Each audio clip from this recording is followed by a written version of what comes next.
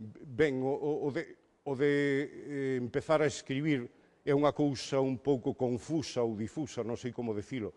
Dende logo, tivo que ver moito as ensinanzas do profesor Alonso Montero. Pódese dicir que Alonso Montero foi o que provocou en min o inicio na literatura como lector, pero tamén o de admirar o que escribía.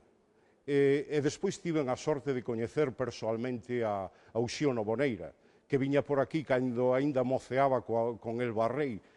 Tiven esa sorte, ese espírito máxico que tiña el, pois foiseme pegando un pouco. Despois foi un pouco meterse a escarallar folios, non?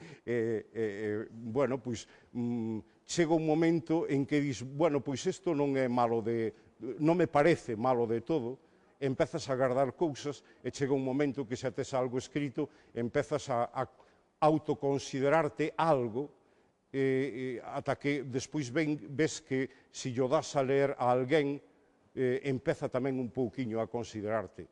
Eu penso que aí foi a raíz de todo. Non creo que haxe unha raíz máis fonda. Dende logo, eu antecedentes na miña familia non teño.